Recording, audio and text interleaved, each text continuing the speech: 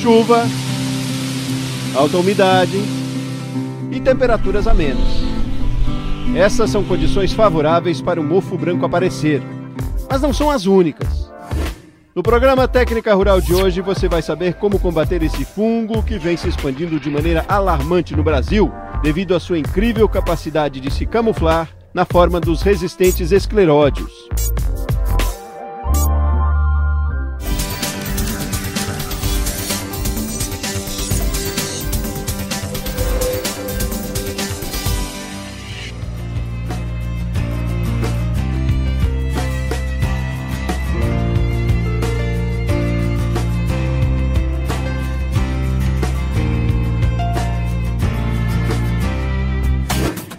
Responda rápido.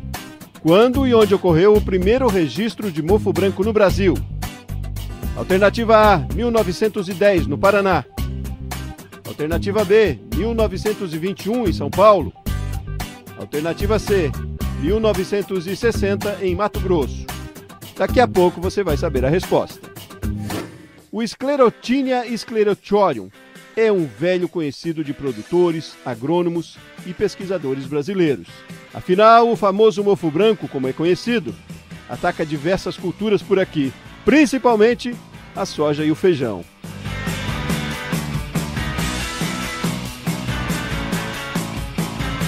E na busca por respostas sobre uma doença que traz tantos prejuízos para a nossa agricultura, nós fomos até Santo Antônio de Goiás, na Embrapa Arroz e Feijão, falar com quem entende tudo do assunto. Chegando lá, o fitopatologista Murilo Lobo Júnior tirou todas as nossas dúvidas e ainda nos deu uma aula de manejo integrado e práticas preventivas que você precisa conhecer.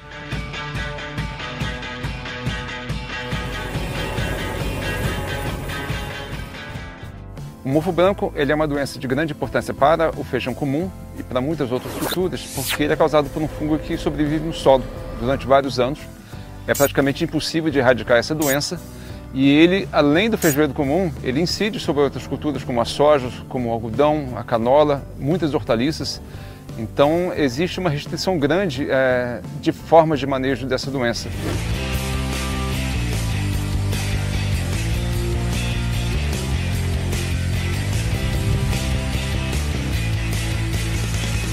Produtor de soja e feijão em áreas irrigadas, o seu Hélio sabe que o mofo branco é um inimigo traiçoeiro e muito resistente. Eu tive muitos problemas com o mofo branco há muito tempo. É uma doença chata porque ela vem no momento da produção. Então o que acontece? Na florada você não percebe quase que tem a incidência dela e ela tem uma ação desastrosa se você não tomar precauções. A consequência disso, da planta infectada, sem proteção, podem ser murchas, apodrecimentos, morte da planta inteira, mas uma perda no rendimento que pode ser variável de acordo com o ambiente ou com os métodos de manejo, mas que infelizmente em alguns casos ela pode ser de 100%. No início do programa perguntamos quando e onde ocorreu o primeiro registro de mofo branco no Brasil. Se você respondeu alternativa B, 1921, em São Paulo, você acertou. Devido às condições climáticas favoráveis, o mofo branco ocorria com mais frequência na região sul e sudeste do país.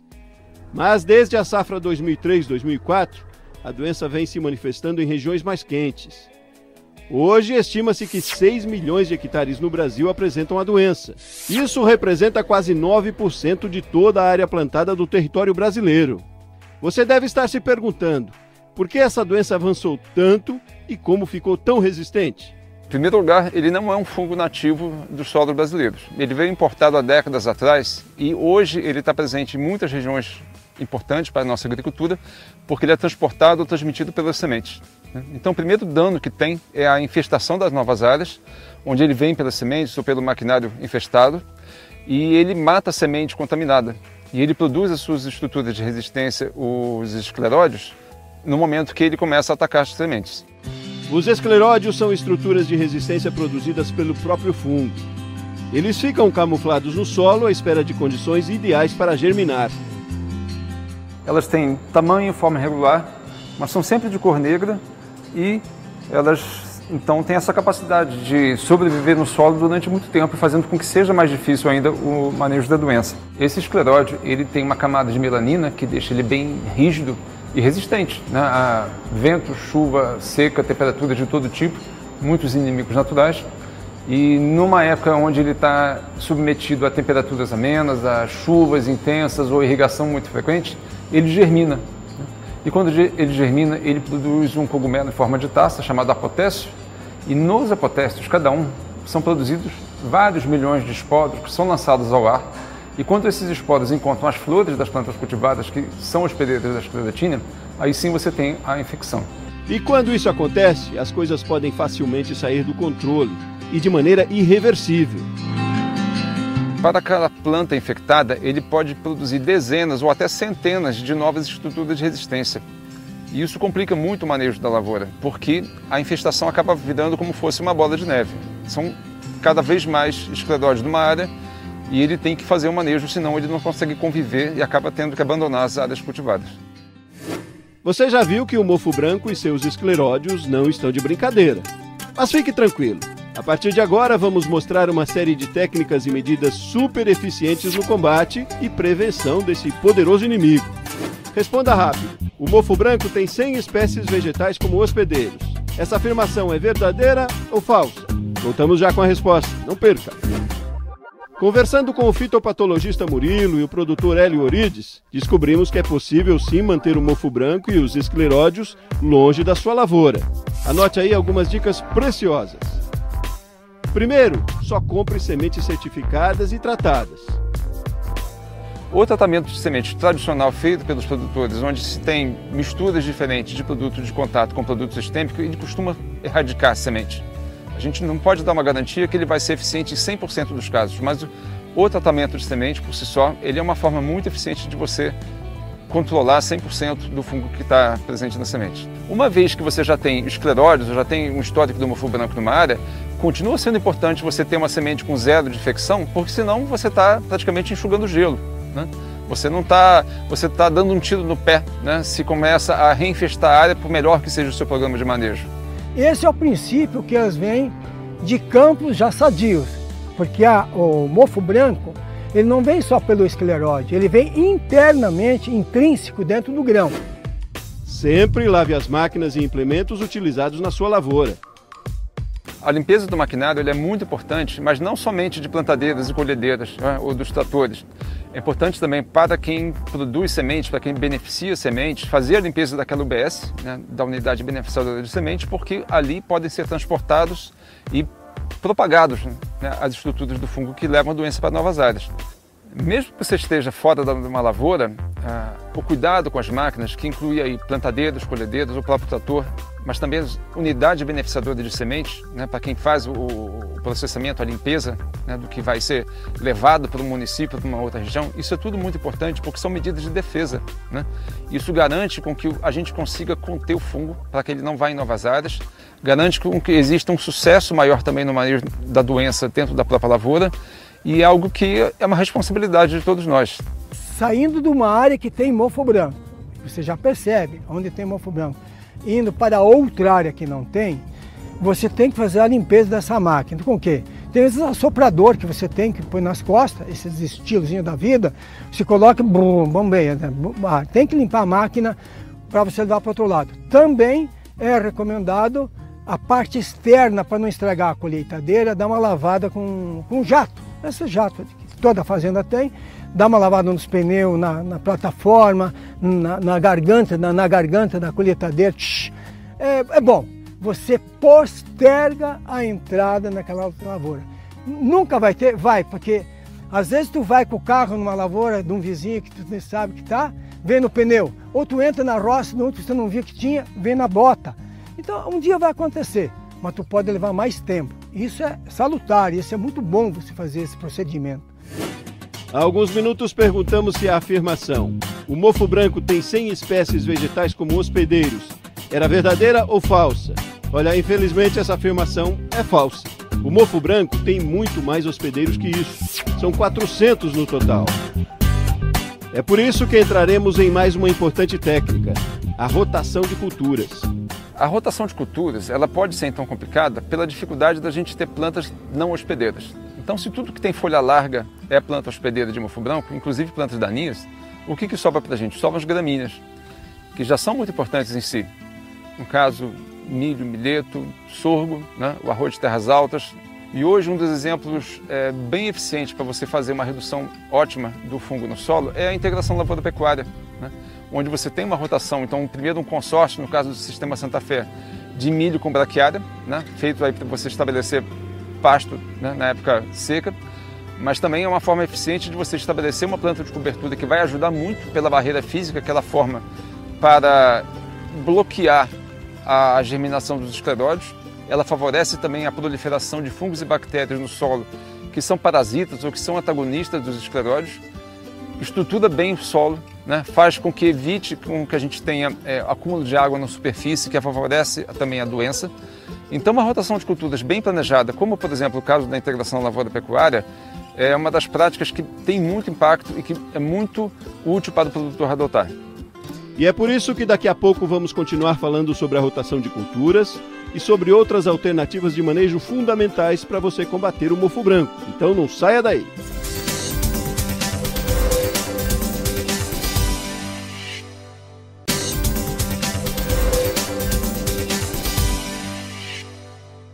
Hoje o assunto do Técnica Rural é mofo branco.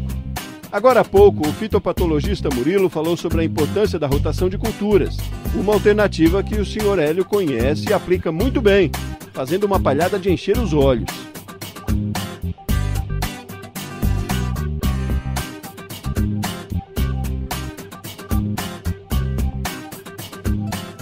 Estamos aqui no pivô central, que vamos plantar o feijão dentro de 5 a 10 dias. E essa preparação da palhada que nós vamos vendo aqui é em função de ter um manejo integrado do mofo branco. Eu tenho passado muitas dificuldades com o mofo branco e então qual é a atitude que a gente fez? O uso da palhada como um meio de reduzir os meus gastos e melhorar a qualidade do meu solo. Então isso aqui é uma palhada de braquiária rosigense. Vocês podem ver que qualidade fantástica, entendeu? Isso aqui me dá matéria orgânica, mas principalmente ele me ajuda a proteger quando o desgraça lá do mofo branco quiser bater para cá, pega aqui embaixo e não sobe no feijão que estará aqui em cima. Então esse procedimento é uma forma de preparar a terra para o plantio do feijão. Em 40, 50 dias, isso está podre e a planta vai começar a comer. Então eu acho que o uso da palhada é um dos grandes diferenciais para a sustentabilidade do agronegócio. Nós que esse veranico desgraçado que está aí fazem alguns dias, eu estou com mais de 30 dias, perdendo a safrinha, mas na onde eu tenho palhada, dá para ver nitidamente que ele suporta mais a falta de água. Se a gente planta todo ano plantas que são hospedeiras, todo ano a gente tem doença no campo, desde obviamente que se tenha as condições ambientais favoráveis a ela.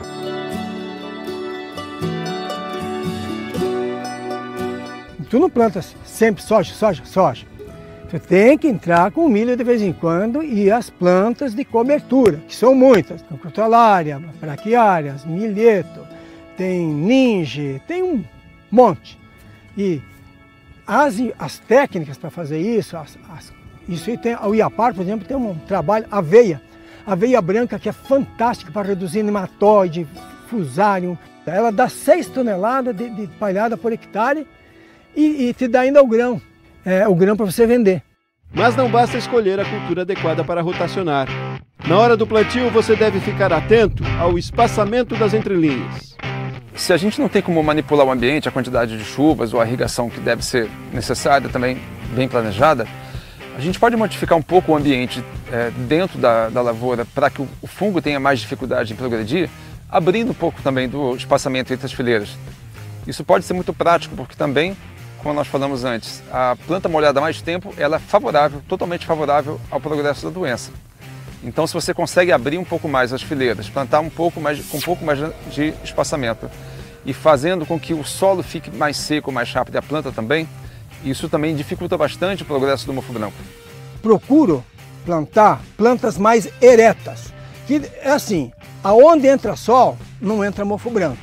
Então, se entrou sol na linha, o mofo branco não acontece. Quando que vai acontecer? Ele vai acontecer quando fechar e tiver umidade. E se tiver um friozinho, melhor ainda. Então vamos lá. Você compra sementes certificadas e tratadas com os melhores fungicidas. Você deve ficar atento ao espaçamento das entrelinhas. Faz uma rotação de cultura inteligente e mantém seu maquinário sempre limpo. Mas isso ainda não basta para manter os escleródios longe da sua lavoura. Daqui a pouco vamos falar sobre o emprego de controle químico e biológico no combate à ameaça do mofo branco. Responda rápido. Até quanto tempo os escleródios conseguem sobreviver camuflados no solo? Alternativa A, 3 anos. Alternativa B, 5 anos. Alternativa C, 10 anos. Já já você vai saber a resposta.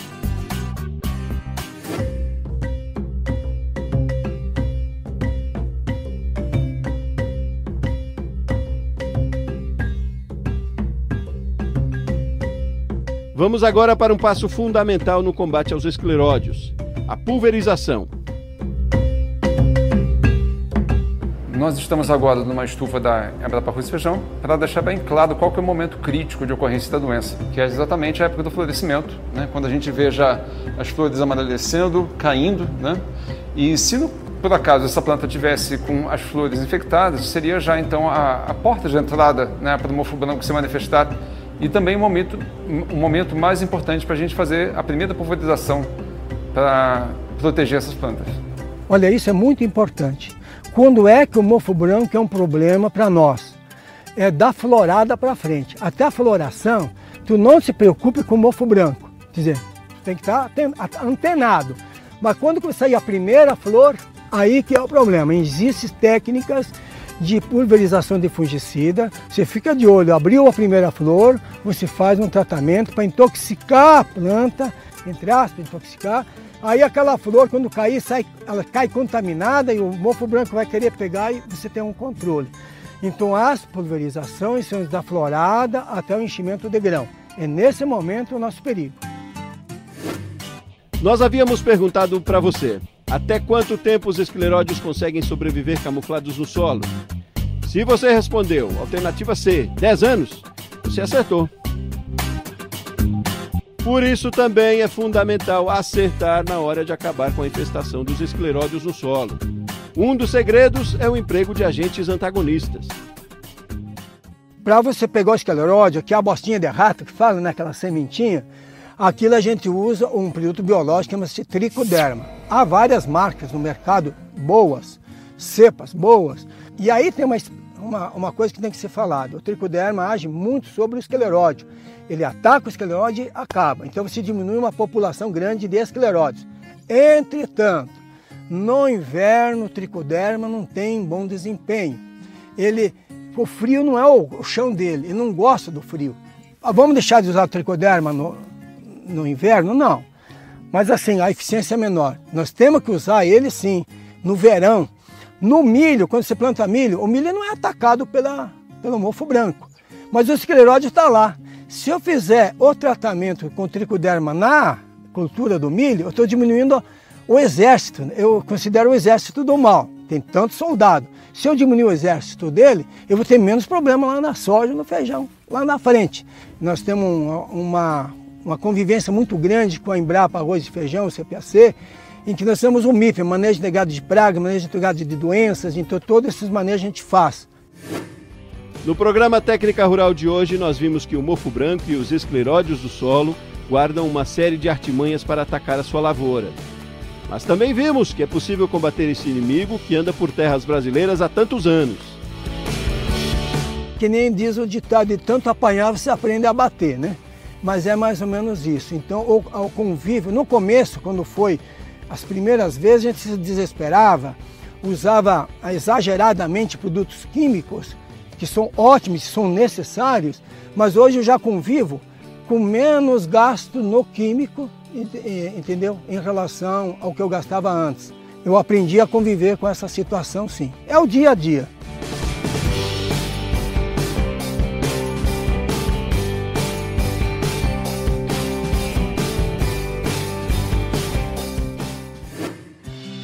Antes de encerrar o programa, nós vamos relembrar com o Murilo as principais técnicas para combater o mofo branco. Se você ainda não anotou, anote aí. Então, o que funciona para a gente conviver com o mofo branco é o que nós chamamos de manejo integrado, onde são várias práticas, todas elas preventivas, onde entra manejo cultural com palha, melhoria da qualidade do solo, a semente certificada e tratada, o controle químico preventivo, né? Ele deve ser preventivo, porque senão ele pode perder também a sua eficiência, e essa é a forma, né, da gente conviver com uma doença tão agressiva sem ter uma dor de cabeça tão grande para o produtor.